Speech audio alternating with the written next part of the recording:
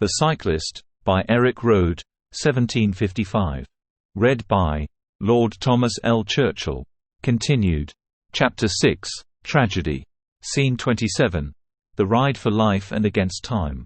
Carlo, just a young man of 16 or 17, found himself in the grip of a relentless rainstorm on a fateful night. The news he received was dire. His beloved aunt, a cherished member of their family, lay gravely ill, and the nearest town with a doctor was a treacherous 20 miles away. It was a matter of life or death, and time was slipping away with each passing moment. The rain poured like tears from the heavens, drenching Carlo to the bone as he stood in front of his family's cottage. His aunt's life hung in the balance, and Carlo's heart pounded with anxiety. With a determined yet trembling hand, he reached for his trusty bicycle, a loyal companion that had carried him through countless adventures but never one as critical as this. He swung his leg over the saddle, the cold, wet leather beneath him, and his fingers clenched the handlebars with a white-knuckled grip. The road ahead was obscured by shadows, the only light coming from the faint glimmer of his bicycle's headlamp. Carlo knew he had to pedal through this tempest. Each stroke of the pedals was a battle against the elements. Rain stung his face, making it difficult to see. The wind howled, as if trying to push him back, but Carlo's resolve was unshakable. With every drop of rain that soaked him, he felt a drop of determination filling his veins. The journey was a relentless ordeal, his path illuminated solely by the feeble beam of his bicycle's lamp. The road was treacherous, filled with slippery mud and unseen obstacles. More than once, his tires skidded dangerously close to the edge, threatening to send him tumbling into the abyss. Through it all, Carlo pressed on. His breath came in ragged gasps, the effort of his ride taking a toll on his young body.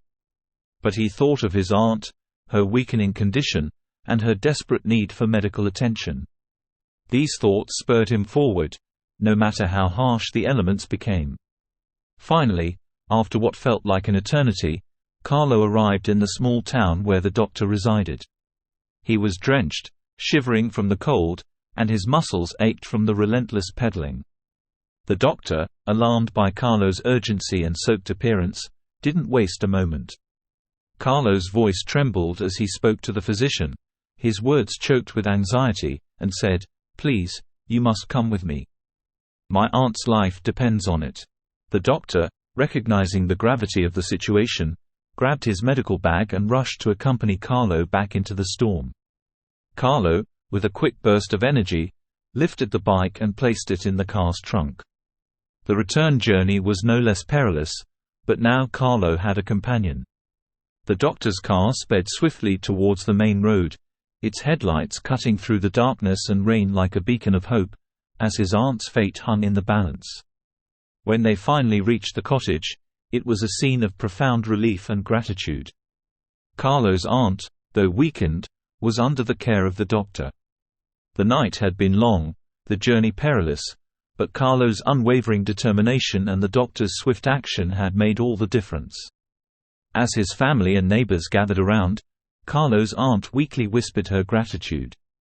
Her frail voice, barely audible above the rain outside, carried the weight of a life saved by Carlo's bravery. Scene 28. Becoming the Dependable One and the Stolen Bicycle. News of Carlo's heroic journey spread like wildfire through the village, and as he stood there, drenched and exhausted, he became a symbol of hope and dependability. In a time devoid of modern communication, Carlo's intuition and swift action had emerged as the lifeline that held the community together. The years passed, and Carlo continued to serve as the village's protector, rotating among family homes every few weeks. He awaited the call to duty, ready to brave the elements and pedal through the night to bring aid to those in distress. With each journey, Carlo's cycling skills transformed from a personal passion into a lifeline that connected him deeply with the heartbeat of his community. And his story, the tale of that fateful, life-saving ride, became a cherished legend in the village, an indication to the power of determination and love in the face of adversity. Carlo's life had been marked by heroic rides, but on this fateful night, the script was cruelly rewritten. His grandfather's health hung in the balance, and when Carlo needed his trusted bicycle the most, he discovered it had been stolen.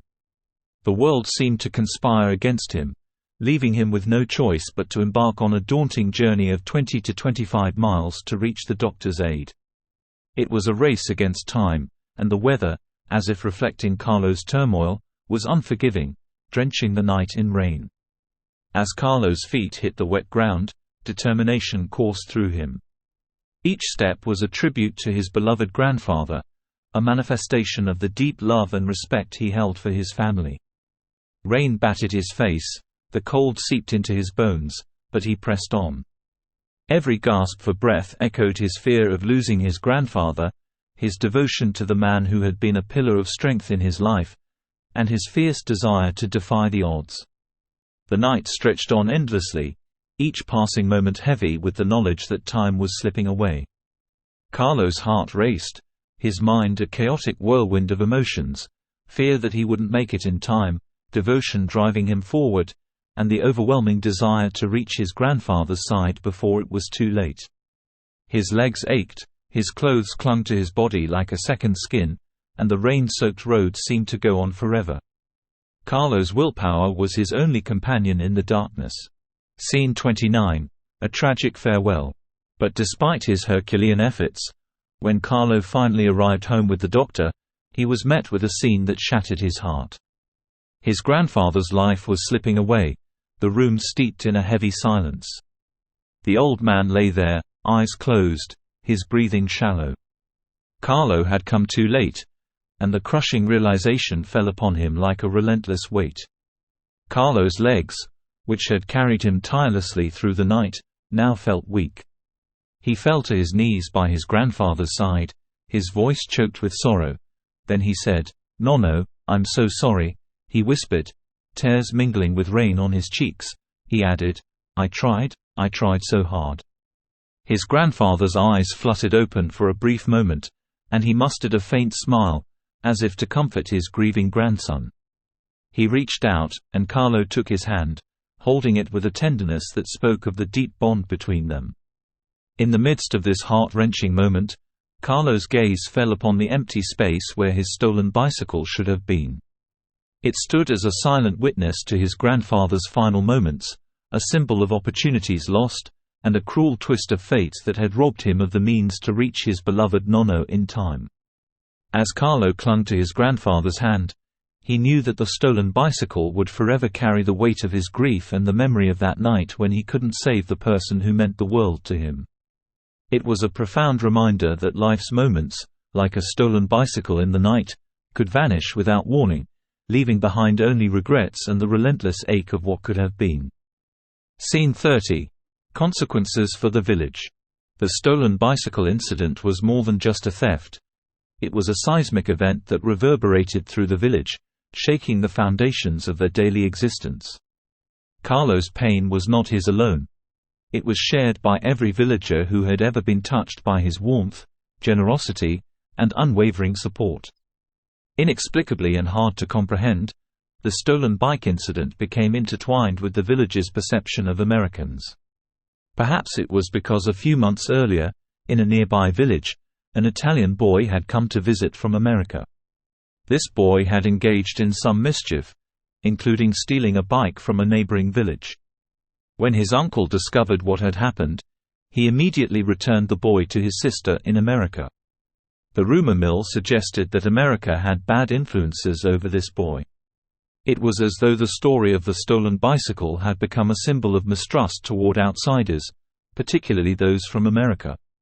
The incident had left scars on the collective consciousness of the villagers, scars that would take time to heal. One evening, as the village gathered around a bonfire, the wisest among them, Nonna Maria, took center stage. Her voice, a soothing balm, carried the weight of years of wisdom. She spoke of Carlo's stolen bicycle, her eyes shimmering like stars in the firelight. "Carlo's pain, my dear friends, is a mirror of our shared humanity," she began, her words settling like a comforting embrace. She added, "In our unity lies our strength, and in our shared joys and sorrows, we find our true purpose." Carlo's dedication to being the village's protector deepened. With no modern means of communication, the village relied on his instincts and bravery in times of crisis. He had become their beacon of hope, their guardian angel. On one such occasion, a young villager named Ponte rushed to him, her eyes filled with fear and desperation. "Carlo, my mother is sick," she implored. "Please, you must help us." Carlo nodded, his expression mirroring her concern. "Don't worry, Ponte. I'll fetch the doctor," he reassured her. As he turned to leave, a strange sensation washed over him, like a flicker of recognition. He dismissed it, attributing it to the urgency of the situation. Unbeknownst to Carlo, that momentary sensation of deep connection lingered in the recesses of his heart, like a whisper from fate. Ponte, being several years younger, was a face he had seen often in the village, a friendly presence. Yet, there was something in that moment, a spark, an unspoken understanding that defied explanation. Carlo's aversion to Americans, rooted in the stolen bicycle incident and the subsequent tragedy, cast a long shadow over the village's interactions with outsiders, especially Americans. His experience had instilled a sense of caution in the villagers, an unspoken wariness that colored their interactions with anyone perceived as an outsider. As an American traveler approached the village one day, the villagers exchanged hushed warnings. "Be cautious," one of them advised. "Remember Carlo's bicycle." The cautionary tales of the stolen bicycle had become deeply ingrained in their culture, shaping their interactions with foreigners. In the grand tapestry of the village's history, the stolen bicycle and Carlo's heroic yet heart-wrenching journey became a vivid thread, forever woven into the fabric of their lives. It stood as a monument to the delicate interplay between fate and human determination, love and loss. In the years that followed, the memory of that fateful night remained etched in the collective memory of the village, a constant reminder of how a single event could profoundly impact the trajectory of multiple lives and color the perceptions of an entire community. The Cyclist, by Erik Røde, 1755. Read by Lord Thomas L. Churchill.